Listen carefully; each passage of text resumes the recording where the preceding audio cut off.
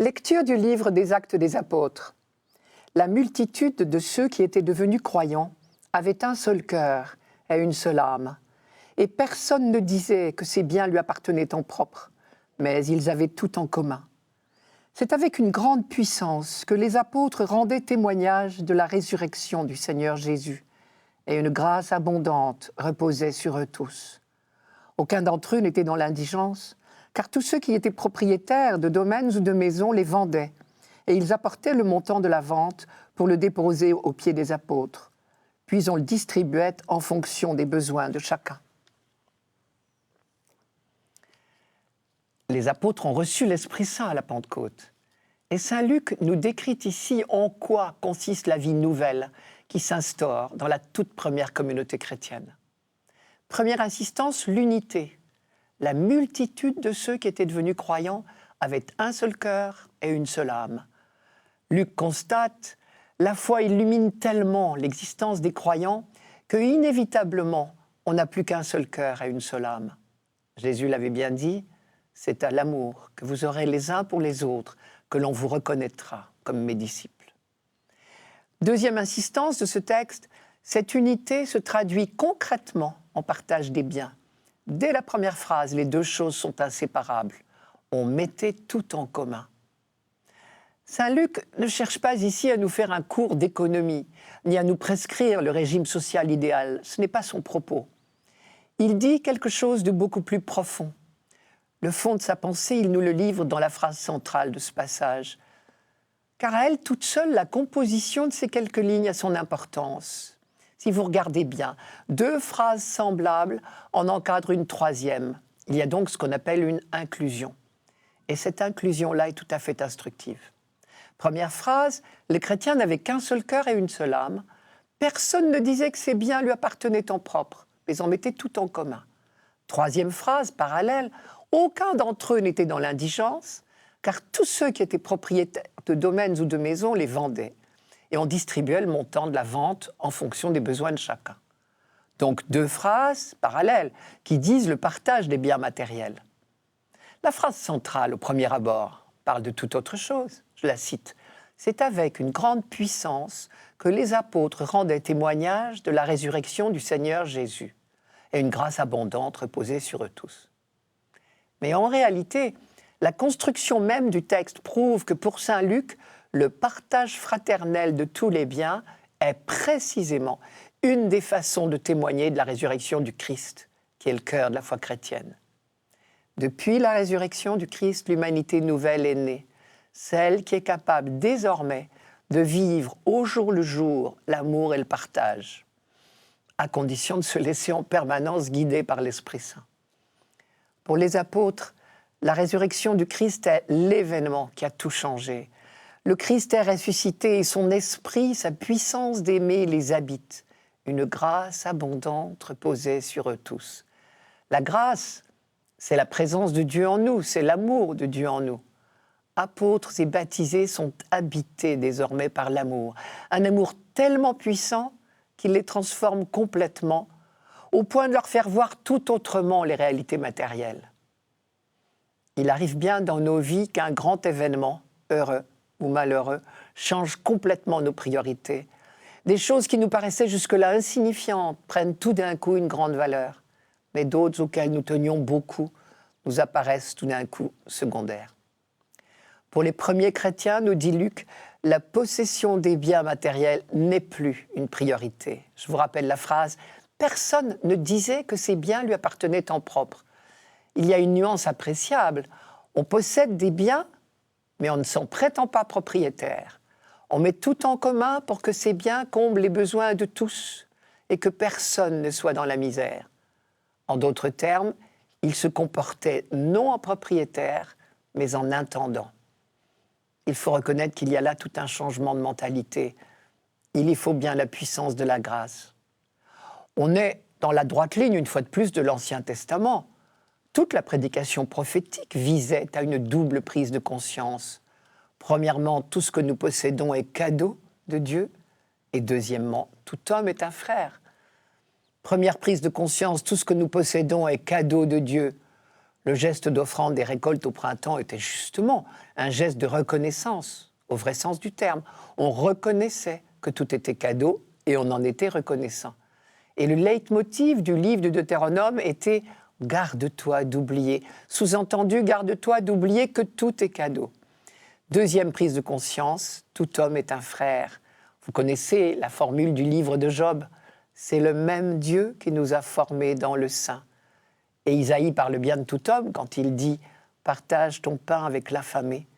Les pauvres sans abri, tu les hébergeras. Si tu vois quelqu'un nu, tu le couvriras. » Et il termine « Devant celui qui est ta propre chair, tu ne te déroberas pas. » Celui qui est ta propre chair, c'est-à-dire ton frère. Saint Luc constate que quand les Écritures sont accomplies, quand enfin on vit dans le régime de la Nouvelle Alliance, à laquelle nous préparait l'Ancien Testament, les croyants sont tous réellement frères. Et alors c'est logique, s'instaure une véritable vie de famille. Entre frères, on peut tout mettre en commun.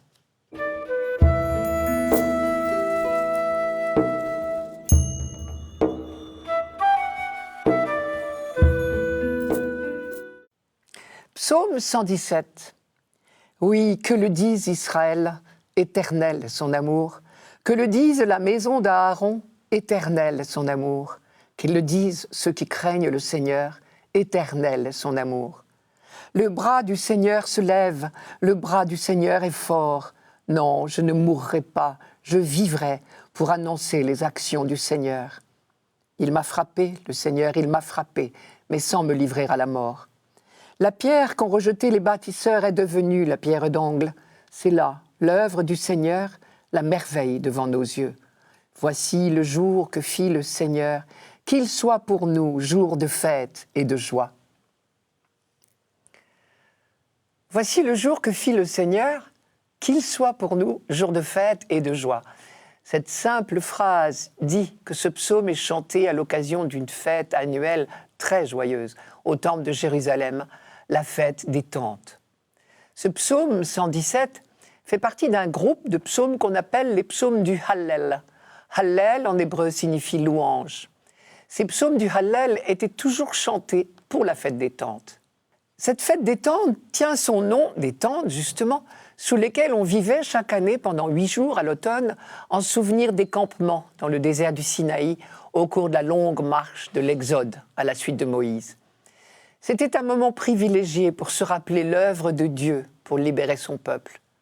Dieu avait vu les esclaves en Égypte, il avait compris leur souffrance et il avait confié à Moïse la mission de libérer ce peuple. Et il avait, pas à pas, au milieu de toutes les épreuves du désert, accompagné cette entreprise de libération. Et le peuple humilié avait pu relever la tête. À partir de cette expérience première, on a découvert que Dieu est celui qui toujours relève les humiliés.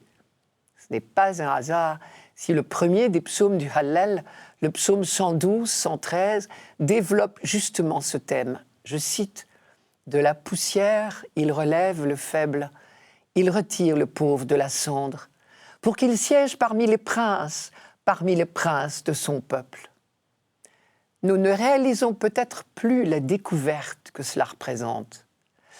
À une époque où toutes les divinités étaient imaginées sur le modèle des conquérants humains, hommes de pouvoir, de victoires guerrières et de démonstrations de prestige, le Dieu d'Israël s'est fait connaître comme celui qui couronne les exclus.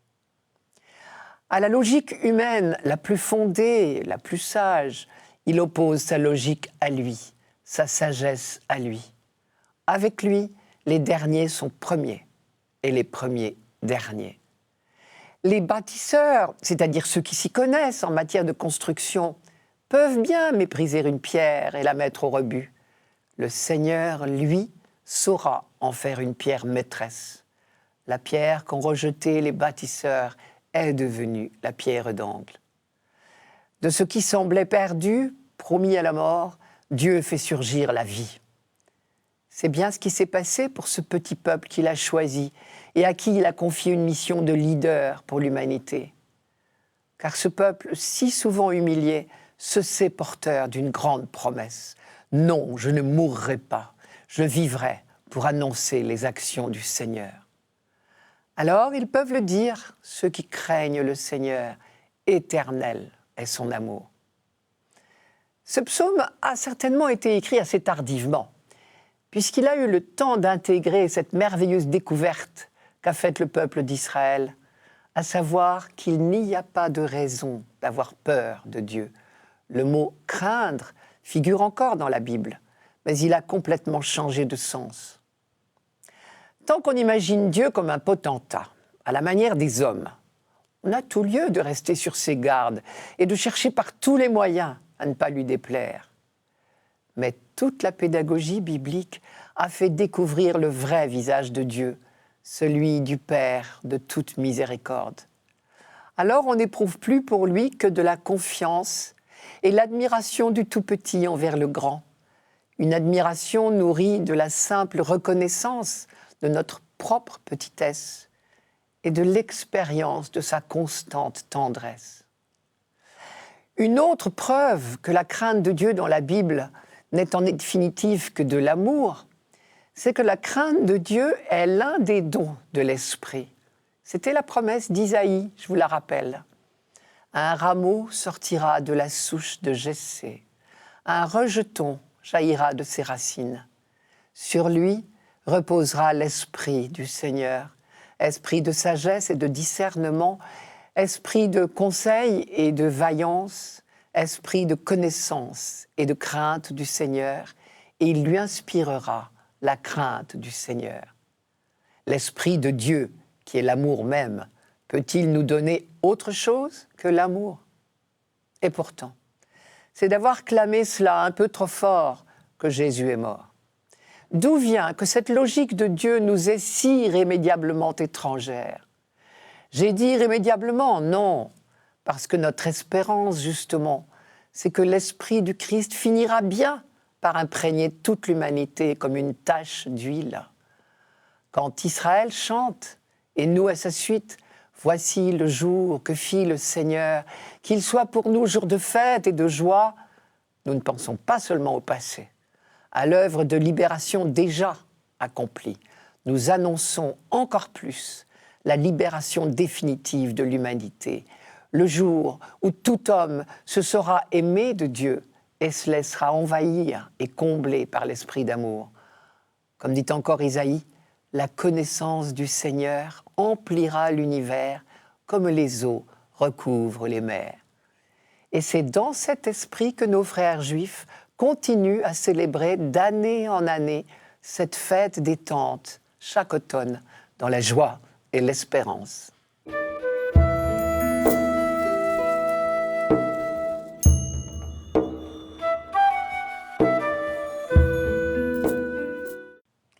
Lecture de la première lettre de Saint Jean. Bien-aimé, celui qui croit que Jésus est le Christ, celui-là est né de Dieu. Celui qui aime le Père qui a engendré, aime aussi le Fils qui est né de lui.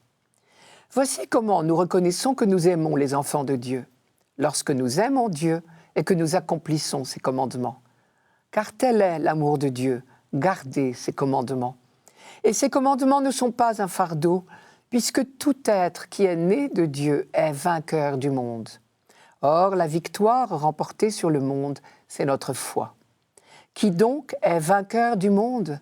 N'est-ce pas celui qui croit que Jésus est le Fils de Dieu? C'est lui, Jésus-Christ, qui est venu par l'eau et par le sang, non pas seulement avec l'eau, mais avec l'eau et avec le sang. Et celui qui rend témoignage, c'est l'Esprit, car l'Esprit est la vérité. Dans cette lettre, Saint Jean met en garde les chrétiens contre certains maîtres à penser, je devrais dire plutôt des maîtres à mal penser, dont les théories défigurent la foi chrétienne. Manifestement, il y a des loups dans la bergerie. Pour aider ces chrétiens qui n'y voient plus très clair dans tout ce qu'on raconte, Jean rédige une sorte de credo minimum. Il tient en 3 points. Premier point, Jésus de Nazareth est vraiment fils de Dieu. Deuxième point, le croyant, le chrétien, est lui-même né de Dieu. Il vit désormais une vie nouvelle, une vie d'enfant de Dieu. Troisième point, Cette vie nouvelle consiste à aimer Dieu et les autres. Premier point, Jésus de Nazareth est vraiment fils de Dieu. Visiblement, c'est sur ce noyau central de la foi que portait la polémique. On sait bien que les premiers chrétiens ont dû affronter très tôt la persécution juive. C'est normal. Pour les Juifs, ils étaient une secte hérétique et il fallait absolument les empêcher de se développer. On oublie quelquefois qu'un autre grand problème des premières communautés chrétiennes venait de l'intérieur. Entre chrétiens, on discutait à l'infini sur le mystère de la personne de Jésus, ce qui prouve au passage que les discussions théologiques ne sont pas d'aujourd'hui. Jean ne prétend pas expliquer comment il se fait que cet homme, Jésus, fait de chair et d'os comme les autres, mortel comme les autres, soit en même temps le Christ, l'envoyé de Dieu, le Fils de Dieu. Aucun homme ne peut comprendre et encore moins oser expliquer ce mystère parce que personne ne peut pénétrer les pensées de Dieu. Pour l'esprit humain, les pensées de Dieu sont proprement impensables. Mais Jean affirme avec force que Jésus est en même temps pleinement homme et pleinement Dieu. Ne voir en Jésus que l'homme ou que Dieu, c'est le diviser, c'est ne plus être chrétien. Un peu plus haut dans cette première lettre, il l'a dit, « Tout esprit qui divise Jésus n'est pas de Dieu. » Ou encore, « Qui est menteur, sinon celui qui nie que Jésus est le Christ ?» La phrase « Jésus-Christ est venu par l'eau et par le sang », non pas seulement avec l'eau, mais avec l'eau et avec le sang, est précisément une manière d'affirmer l'humanité du Christ. Le mot « venu » dit l'incarnation. Et la formule « pas seulement l'eau, mais l'eau et le sang » veut bien dire « il n'est pas question de retenir seulement l'événement glorieux du baptême, symbolisé par l'eau, et de refuser l'humiliation de la croix, symbolisée par le sang. » Deuxième point, le croyant, le chrétien, est lui-même né de Dieu. Il vit désormais une vie nouvelle, une vie d'enfant de Dieu. Pour Jean, c'est un sujet d'émerveillement devant ce que Paul appellerait le dessein bienveillant de Dieu. Je cite Jean, « Voyez, de quel grand amour le Père nous a fait don, que nous soyons appelés enfants de Dieu, et nous le sommes. Voilà pourquoi le monde ne peut pas nous connaître, il n'a pas découvert Dieu. Mais bien-aimés, dès à présent, nous sommes enfants de Dieu. Mais ce que nous serons n'a pas encore été manifesté. Nous savons que lorsqu'il paraîtra, nous lui serons semblables, puisque nous le verrons tel qu'il est. » Nous sommes dans la droite ligne de l'évangile de Jean. Je cite Jean le prologue, « Le Verbe était la vraie lumière, qui en venant dans le monde, illumine tout homme. À ceux qui l'ont reçu, à ceux qui croient en son nom, il leur a donné de pouvoir devenir enfants de Dieu. Ceux-là ne sont pas nés du sang, ni d'un vouloir de chair, ni d'un vouloir d'homme, mais de Dieu. » Troisième point, cette vie nouvelle consiste à aimer Dieu et les autres. Une fois de plus, on est frappé de voir à quel point, dans toute la Bible, foi et amour sont indissociables. Ce n'est pas une leçon de morale, ce serait plutôt une vérification d'identité. Pour Jean, c'est une évidence. Par exemple, je cite dans cette même lettre, « Mes bien-aimés, aimons-nous les uns les autres, car l'amour vient de Dieu, et quiconque aime est né de Dieu et parvient à la connaissance de Dieu. » L'amour fraternel est une évidence de la foi. Pourquoi ? Tout simplement parce que la source de la foi, c'est l'Esprit Saint, et la source de l'amour, c'est aussi l'Esprit Saint. C'est le même Esprit qui, en nous, fait naître la foi, qui nous mène à la vérité tout entière, comme disait Jésus, et qui rend nos cœurs capables d'aimer, puisqu'il est l'amour même. Par la foi, nous sommes enfants de Dieu, et les autres sont également enfants de Dieu. Ils sont donc nos frères, et nous les regardons avec les yeux de Dieu. À ceux qui trouveraient cela trop beau pour être vrai, Jean répond « Tout être qui est né de Dieu est vainqueur du monde. » C'est-à-dire désormais, vous ne vivez plus à la manière du monde sans Dieu. Vous vivez à la manière de Dieu. Désormais, sur la terre, aimer est devenu possible, parce que rien n'est impossible à Dieu.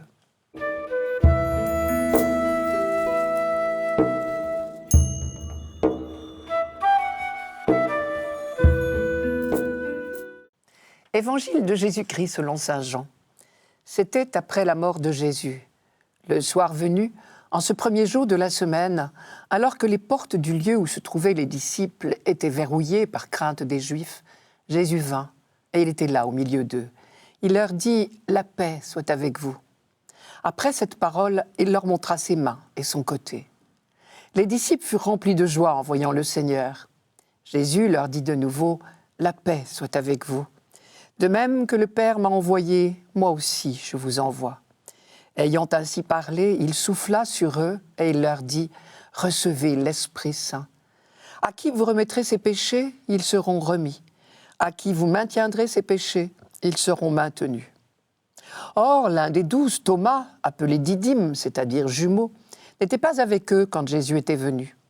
Les autres disciples lui disaient « Nous avons vu le Seigneur. » Mais il leur déclara « Si je ne vois pas dans ses mains la marque des clous, si je ne mets pas mon doigt dans la marque des clous, si je ne mets pas la main dans son côté, non, je ne croirai pas. » 8 jours plus tard, les disciples se trouvaient de nouveau dans la maison et Thomas était avec eux. Jésus vient alors que les portes s'étaient verrouillées et il était là, au milieu d'eux. Il dit « La paix soit avec vous. » Puis il dit à Thomas « Avance ton doigt ici et vois mes mains. Avance ta main et mets-la dans mon côté. Cesse d'être incrédule, sois croyant. » Alors Thomas lui dit « Mon Seigneur et mon Dieu. » Jésus lui dit « Parce que tu m'as vu, tu crois. Heureux ceux qui croient sans avoir vu. » Il y a encore beaucoup d'autres signes que Jésus a faits en présence des disciples et qui ne sont pas écrits dans ce livre. Mais ceux-là ont été écrits pour que vous croyiez que Jésus est le Christ, le Fils de Dieu, et pour qu'en croyant, vous ayez la vie en son nom. Il me semble que le maître mot de ce texte est le mot « accomplissement ». Pour le dire autrement, Jean aurait pu commencer ce passage par les mots qui, chez lui, sont les dernières paroles du Christ en croix. Tout est achevé. Pour Jean, c'est évident, depuis la résurrection du Christ, le projet de Dieu pour l'humanité est accompli. Par exemple, comme par hasard, cela se passe à Jérusalem, la ville faite pour la paix, comme son nom l'indique, Yerushalayim. Et Jésus y annonce et y donne sa paix. Il dit « Shalom », la paix. Et parce qu'il est Dieu, et enfin reconnu comme tel, sa parole est efficace, créatrice. Réellement, sa paix s'accomplit. Jean a certainement en tête toutes les promesses des prophètes. Par exemple, Jérémie. « Moi, dit Dieu, je sais les projets que j'ai formés sur vous, projets de prospérité, de shalom, et non de malheur. » Et les disciples sont dans la joie. Jean se souvient de la parole du Christ le dernier soir. « Vous êtes maintenant dans l'affliction, mais je vous verrai à nouveau. Votre cœur alors se réjouira, et cette joie nulle ne vous la ravira. » Vous me direz, il reste beaucoup à faire. Oui, bien sûr, la paix est semée par Jésus. À nous de la faire fructifier. Ensuite, c'était le soir du premier jour de la semaine. Dans la lecture juive du récit de la création, ce premier jour était appelé jour 1, au sens de premier jour, mais aussi au sens de jour unique, parce que d'une certaine manière, il englobait tous les autres, comme la première gerbe de la récolte annonce toute la moisson. Et aujourd'hui encore, le peuple juif attend le jour nouveau qui sera le jour de Dieu lorsqu'il renouvellera la première création. Pour les chrétiens, ce jour s'est levé au matin de Pâques. Chaque dimanche, nous annonçons que le jour du Seigneur, le jour de la création nouvelle est enfin venu, que le dessein bienveillant de Dieu est enfin accompli. Et c'est précisément là, ce jour-là, le premier jour de la semaine, que le Christ donne l'Esprit à ses disciples, comme le prophète Ézéchiel l'avait annoncé. Je cite Ézéchiel, « Je mettrai en vous mon propre esprit ». Jésus souffle sur ses disciples, nous dit Jean, et leur dit « Recevez l'Esprit Saint ». Jean a repris intentionnellement le mot du livre de la Genèse. Comme Dieu a insufflé à l'homme l'haleine de vie, Jésus inaugure la création nouvelle en insufflant à l'homme son esprit. En écho, la 4e prière eucharistique rend grâce pour le don de l'esprit, le premier don fait aux croyants. Si bien que Jérusalem, la ville de toutes les promesses, est aussi la ville du don de l'Esprit. C'est là que s'est accomplie la promesse du prophète Joël. « Je répandrai mon esprit sur toute chair, alors quiconque invoquera le nom du Seigneur sera sauvé. » Et la mission que Jésus confie aussitôt à ses apôtres est une mission de paix et de réconciliation. Là encore, à nous de jouer pour que Jérusalem, la ville de la paix, porte vraiment son nom. Comme le Père m'a envoyé, moi aussi je vous envoie. À Pilate, 3 jours auparavant, Jésus a dit « Je suis né, je suis venu dans le monde pour rendre témoignage à la vérité. » Jésus confie désormais à ses disciples la mission d'annoncer à leur tour au monde la vérité, la seule dont les hommes aient besoin pour vivre, c'est-à-dire que Dieu est Père, qu'il est amour et pardon et miséricorde. « Je vous envoie, dit Jésus. » On se souvient que les disciples avaient verrouillé les portes du lieu où ils étaient. Il leur dit « Je vous envoie », c'est-à-dire il n'est plus question de rester verrouillés. La mission est urgente.